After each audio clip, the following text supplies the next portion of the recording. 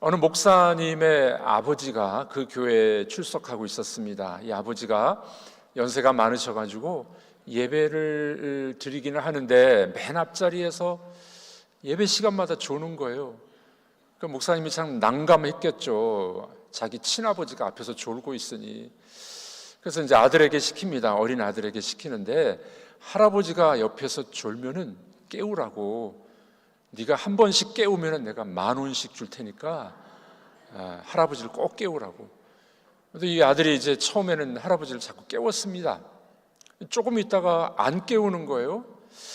이 목사님이 설교하다가 좀 궁금해졌습니다. 예배가 끝난 다음에 이제 아들을 불러서 물어봅니다. 야, 내가 아빠가 10,000원씩 준다 그랬는데 왜 안 깨웠느냐고. 그랬더니 이렇게 아들이 말합니다. 글쎄, 할아버지가 안 깨우면 20,000원 주신다고 했다고. 네. 예배 때마다 참 우리가 예배를 어떻게 드려야 되는지, 또 일주일 동안 피곤하게 사시다가 오시다 보니 졸리기도 하고, 하나님이 기뻐하시는 예배는 어떤 예배이겠습니까? 우리가 이렇게 함께 모여서 드리는 예배는 공예배라고 이야기합니다. 이 함께 모여 예배 드리는 거 참 중요합니다. 코로나 시기를 지나면서 한 3년여 동안에 현장 예배를 못 드리신 분들이 많이 있었습니다. 우리 교회는 보니까 제가 코로나 직전하고 지금 비교하면 한 93, 4% 정도 회복이 된 것 같습니다. 그런데 지금 유튜브 예배 드리는 분들 계시죠? 어쩔 수 없이 들으는 분들 계시겠지만, 우리 예배는 이렇게 함께 모여서 예배를 드려야 됩니다. 사랑과 선행을 격려하고 함께 마음을 합해서 하나님 앞에 영광을 돌려드리는 예배, 이 공예배가 참 중요합니다.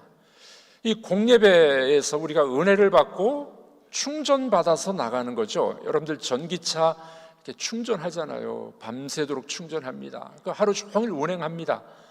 우리 공예배는 그런 의미가 있습니다. 함께 모여 예배드리고 은혜 받아서 힘을 받아서 배터리에 충전을 해서 6일 동안 세상에 나가서 살아갈 수 있도록, 6일 동안의 예배도 우리의 이 진정한 예배가 될 수 있도록 그렇게 하는 것이 예배가 아니겠습니까? 자, 그러니 우리가 예배 드릴 때 예배가 참 중요하겠죠. 네, 예배를 어떻게 드려야 될까요? 하나님이 기뻐하시는 예배의 모습은 어떤 모습이겠습니까? 많은 사람들은 살아가면서 갈증이 다 있습니다. 그렇죠? 이 갈증은 목마름뿐만이 아니라 영혼의 갈증들이 다 있어요. 그래서 어떤 사람은 돈을 추구하는 사람, 이 돈을 쌓아놓으면 만족하는 그런 사람도 있습니다. 얼마나 쌓아놓으면 만족할까요? 여러분들, 여기는 제가 보니까 부자가 한 명도 없는 것 같아요. 저를 포함해서. 우리나라의 부자는요, 현금을 30억 정도를 굴릴 수 있고 부동산 재산이 100억 이상 되는 사람을 우리나라 부자라고 합니다. 100억 이상 있다고 부자가 될까요? 갈증이 해결될까요? 돈은 있을수록 갈증은 더한다는 것을 우리는 알게 됩니다. 어떤 사람은 명예욕, 대체로 남자들은 50세가 넘어가면 이제 명예욕을 찾아요. 뭔가 사회에서나 교회에서나 자리를 차지하고 싶은 명예욕에 갈증에 시달리는 사람이 있습니다. 어떤 사람은 사랑에 목마르고 어떤 사람은 영적으로 목마른 사람들이 있습니다. 여러분, 그런데 이 우리의 목마름의 근원적인 것을 우리가 바라봐야 됩니다. 근본적인 목마름의 원인이 뭘까? 그 영적인 데 있어요. 인간은 육신을 입고 있지만 영적인 존재이기 때문에 이 우리의 마음과 영혼이 이 갈증이 해결되지 않으면 늘 뭔가 다른 데서 찾게 되어 있다는 겁니다. 그래서 우리가 잘 아는 파스칼이라는 철학자는 이런 이야기했습니다. 모든 사람의 마음에는 하나님이 만드신 공간이 있다, 공백이 있다는 겁니다. 그 공백은 어떤 피조물로도 뭐라도 채울 수 없는 공백, 그 공백은 예수 그리스도를 통해서 하나님만이 채워줄 수 있다. 파스칼의 이야기입니다. 이 말이 맞지 않습니까? 사람들이 갈증으로 뭔가를 자꾸 추구하는 거예요.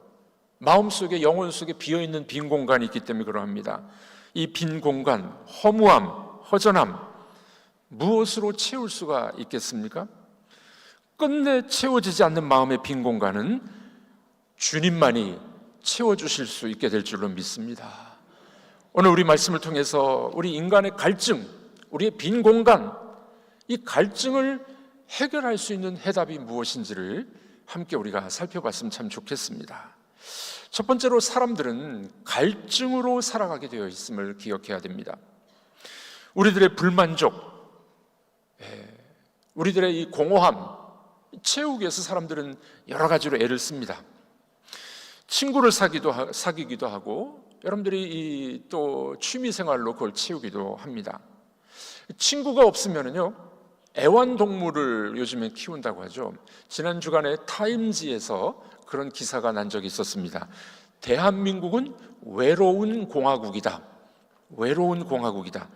1인 가구가 늘어나면서 그 외로움을 달래기 위해서 애완견을 많이 키우게 된다는 거예요. 작년에 우리나라 유모차가 판매된 대수보다 개모차가 판매된 게 더 많답니다. 개모차가 뭐예요? 이 개 유모차. 애는 안 낳는데 개는 많이 키워. 사람들의 그 외로움을 어디서 채우는 겁니까? 애완동물 또는 다른 취미생활, 여기서 외로움을 채우려고 하는 것 아니겠습니까?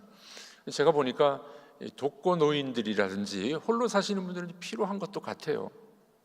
오늘 본문에 한 여인이 등장합니다. 사마리아 여인, 잘 아는 사람입니다. 이 여인은 그 공허함과 불만족을 채우기 위해서 그 욕구를 어디서 채웁니까? 남자에게서 찾은 남자. 이 여인을 소개하는데 어떻게 소개합니까? 남편을 5명이나 갈아치운 여인입니다. 지금 있는 6번째 남자도 네 남편이 아니야. 예수님은 그 여인을 꿰뚫어 보셨던 겁니다. 이 여인의 갈증은, 그 공허한 마음은, 그 공허함을 어디서요? 남자에게서 찾으려고 한 거예요.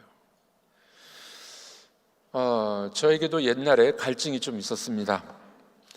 지금은 결혼들을 다 늦게 합니다만은, 제 때만 해도 30살이 넘으면 좀 노총각 그렇게 됐죠.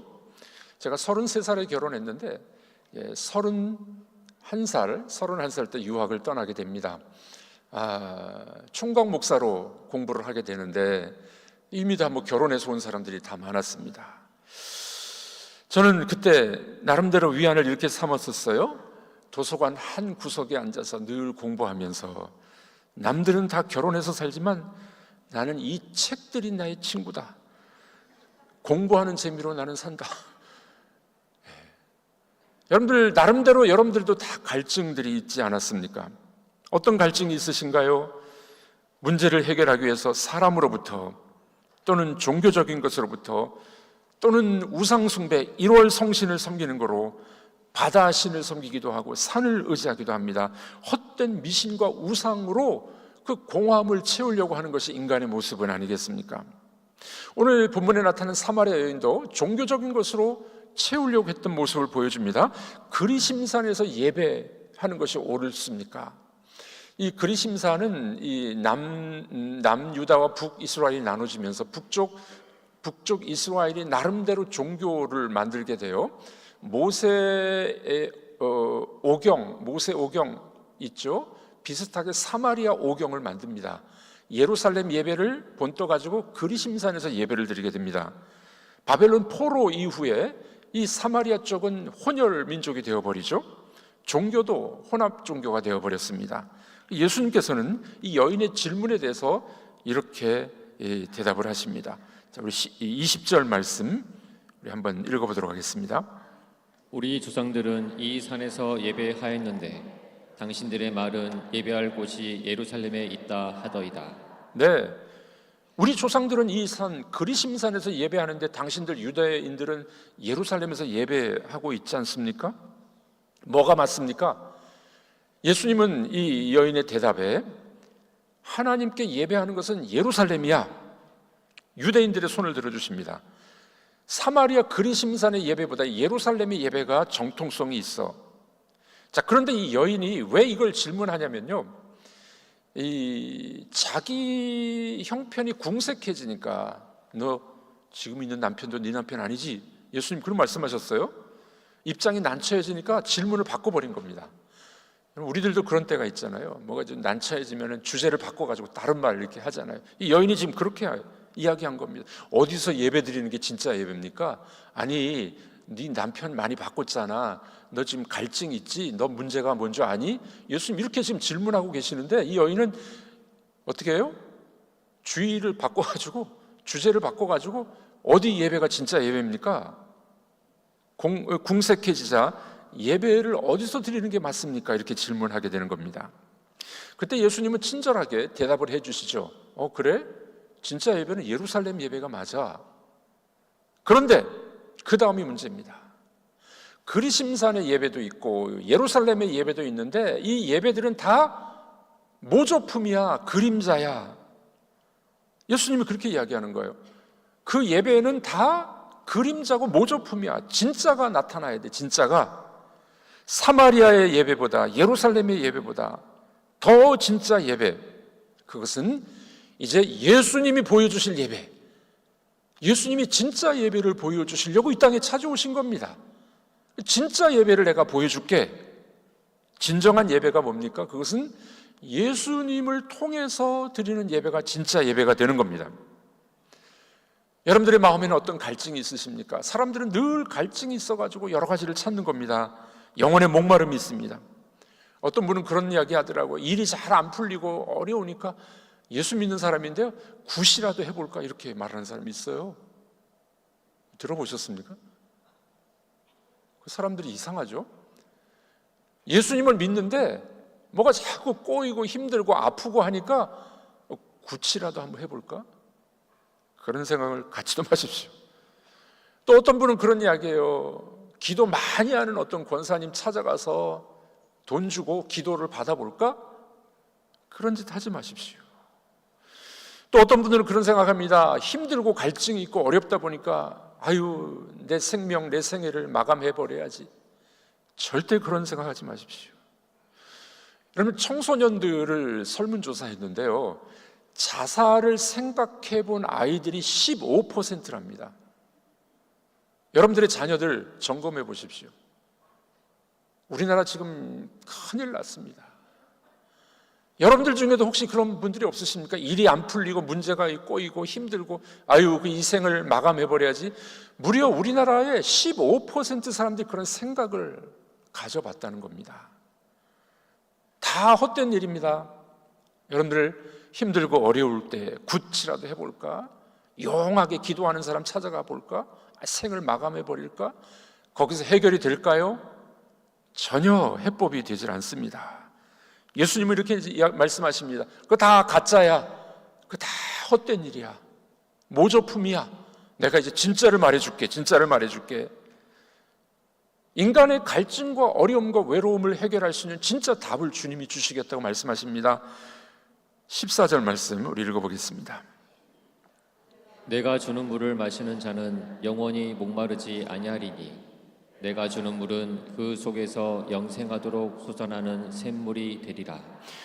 예수님이 주시는 물을 먹어야 해결이 된다는 거예요. 우리 영혼의 문제, 고민의 문제, 외로움의 문제, 예수님이 주시는 물을 먹어야 돼요. 예수님께로 가야 됩니다. 그러면 예수님이 주시는 물이 뭘까요? 예수님이 주시는 물을 먹어야 갈증이 해결이 되는데 그게 뭘까요? 두 번째로 갈증을 해결하는 방법은 성령님을 받아야 돼요. 예수님이 주시는 물은 성령님을 말합니다. 성경에서 물로 나올 때는 거의 성령님을 의미할 때가 많이 있습니다. 내가 주는 물을 먹는 자는 영원히 목마르지 아니하리니, 예수님이 주시는 물은 성령입니다. 성령님이 오셔야 예수를 주로 고백하게 될 줄로 믿습니다. 여러분들은 예수님을 주님으로 고백하십니까? 성령을 받으신 겁니다. 그런데 이 성령님이 우리 속에 늘 충만하셔야 돼요. 하나님의 영으로 가득 차고 충만해야 우리의 이 갈증이 해결된다는 겁니다. 미국의 심리학자인 올포트라는 분이 연구를 해봤더니 미국 남자 대학생의 90%, 여자 대학생의 91%가 정신적인 신체적인 열등감에 빠져 있다고 합니다. 컴플렉스에 빠져 있다는 겁니다. 여러분들 공부 잘하는 애들 서울대학에 많이 있죠. 서울대학에서 조사를 해봤답니다. 열등감이 있나 없나 조사해봤더니 서울대학교 대학생들도 거의 다 열등감이 있답니다. 왜냐하면 자기보다 잘하는 애들이 있으니까. 열등감 없는 사람은 거의 없습니다. 이 문제를 어떻게 해결할 수 있을까요? 재미있는 이야기가 있는데요. 여러분들, 이 내 사전에는 불가능이 없다, 누가 말했습니까? 나폴레옹이 말이죠. 나폴레옹의 키가 얼마나 되는 줄 아십니까? 1m 55cm였어요. 나폴레옹의 키가. 등소평, 중국의 아주 유명한 지도자였죠. 등소평은 더 작았어요. 1m 50밖에 되지 않았습니다. 그런데 이 등소평이 중국의 12억이나 되는 인구들을 어려운 도탄의 이 어려운 상황 속에서 경제적으로 또는 하여간 이 중국에서는 큰 지도자가 되질 않았습니까? 어느 날 모택동이 중국 공산당 정책위원회를 모였습니다. 중요한 결정을 해야 되는데 만장일치로 결정하려고 했습니다. 그래서 이제 만장일치 이 결정 방법을 다 기립하십시오. 만장일치로 결정하려고 합니다. 등소평은 너무 키가 작아가지고 일어났는지 안 일어났는지 몰랐어요. 어떤 사람이, 사회자가 이렇게 이야기했습니다. 가만히 보니까 다 일어난 것 같지 않은데요. 이 등소평이가 의자 위로 벌떡 올라가더니 저도 일어났습니다. 아무리 키가 작았어도 그 12억의 중국인들의 지도자가 됐던 사람 아니겠습니까? 여러분들, 키가 작다고 또는 못생겼다고 또는 가난하다고 열등감, 컴플렉스에 빠지면 안 된다는 겁니다. 이 남자들의 컴플렉스가 있답니다. 맨 컴플렉스. 뭔지 아십니까? 남자는 용기가 있어야 돼. 이래야 돼. 잘나기도 해야 되고 잘생기기도 해야 되고 잘난 척도 하고 돈도 있어야 돼. 이 남자들의 컴플렉스랍니다. 여자들 우먼 컴플렉스도 있어요. 여자는 이렇게 예뻐야 돼. 매력이 있어야 돼. 여러분, 그런데 우리가 거울을 볼 때마다 여러분들은 만족하십니까? 다 우리가 컴플렉스가 있는 거예요. 우리 갈증이 있어요. 나는 이것밖에 안 돼라는 갈증이 다 있다는 겁니다. 그 유명한 철학자 디오게네스라는 사람이 있습니다. 헬라의 철학자 디오게네스 컴플렉스라고 있습니다. 대개 이 서구의 철학의 근간은 이 헬라예요. 그리스예요. 그리스의 유명한 디오게네스가 생활은 그냥 뭐 이렇게 이 노숙자처럼 생활을 했답니다. 어떤 통나무 통을 하나 가지고 다니면서 굴리고 다니는 거예요. 그러다가 밤이 되면 그 통나무 속에 들어가서 통 속에 들어가서 잠을 자는 겁니다. 이 사람은 행복하게 살았어요. 아무 부끄러움도 컴플렉스도 없었습니다. 어느 날 알렉산더 대왕이 찾아옵니다. 이 디오게네스를 보니까 너무 행복해 보여요. 행색은 뭐 별 볼 일 없었는데 너무 행복하게 살아가는 거예요. 그래서 알렉산더 대왕이 이렇게 질문합니다. 네 소원이 뭐냐? 내가 대왕이니까 소원 들어줄게. 네, 소원이 있습니다. 뭐니? 조금 비켜주세요. 햇볕을 제가 못 받고 있습니다. 이걸 디오게네스 컴플렉스라고 이야기를 합니다. 디오게네스는 자기 삶에 만족했던 거예요. 근데 우리들은 늘 불만족인 거죠. 돈도 없고 못생겼고 또는 뭐 자식들이 어렵고. 우리들 속에 이런 컴플렉스 없는 사람이 없습니다. 자, 그런데 여러분들, 중요한 것은 모든 컴플렉스와 열등감은 불신앙입니다. 한번 따라해 보겠습니다. 열등감은 불신앙입니다. 컴플렉스, 열등감, 너 그것밖에 못하냐? 사탄이 자꾸 그런 말을 하는 거예요. 하나님은 그렇게 말씀하지 않습니다. 너는 내가 제일 사랑하는 존재야. 너를 위해서 내가 죽었어. 너는 존귀한 사람이야. 내 아들이야, 내 딸이야. 사탄은 계속 우리를 공격하죠. 너 그것밖에 못하냐? 왜 이렇게 못생겼니? 왜 일은 그 모양이냐? 여러분들, 이 컴플렉스와 열등감은 불신앙이에요. 불신앙. 오늘 예배를 드리면서 이 불신앙 컴플렉스를 끊어버리는 여러분들이 되길 주님의 이름으로 축복합니다. 서로 한번 칭찬하겠습니다. 너무 멋지십니다. 너무 예쁘십니다. 하나님이 여러분들을 향해서 그렇게 말씀하고 있으심을 믿으시기 바랍니다. 하나님은 그렇습니다. 작은 사람은 작아서 좋고 큰 사람은 커서 좋고 똑똑한 사람은 똑똑해서 좋고 모든 사람들을 다 적당하게, 적합하게, 충분하게 만들어주신 줄로 믿으시길 바랍니다. 자, 그런데 이 영적으로 죽은 사람은, 성령을 받지 못한 사람은 이 사람은 늘 불만족인 거예요. 비교의식, 남들과 비교해서 열등감, 컴플렉스에서 벗어나지 못합니다. 그 중요한 건 뭡니까? 우리 영혼이 살아나야 돼요. 성령님이 오셔야 돼요. 예수님이 내가 주는 물을 먹는 자는 영원히 목마르지 않을 거야. 성령이 임하시면은 열등감도 사라질 것이고 우리 갈증도 해소되게 될 줄로 믿습니다. 영혼이 살아나면은 모든 컴플렉스를 극복할 수가 있습니다. 성령님이 오셔야 됩니다. 그래서 본문 14절은 주님이 이렇게 말씀하셨습니다. 다시 읽어보도록 하겠습니다. 내가 주는 물을 마시는 자는 영원히 목마르지 아니하리니 내가 주는 물은 그 속에서 영생하도록 솟아나는 샘물이 되리라. 내가 주는 물을 먹는 자는, 성령을 받는 자는 영원히 목마르지 않을 거야. 그 물은, 성령님은 그 속에서 영생하도록 솟아나는 샘물이 될 거예요. 아멘이십니까? 여러분들, 우리들이 갈증과 우리의 문제를 해결할 수 있는 유일한 방법은 돈도 아니에요, 명예도 아니에요. 그것은 바로 성령이 임하셔야 될 줄로 믿습니다.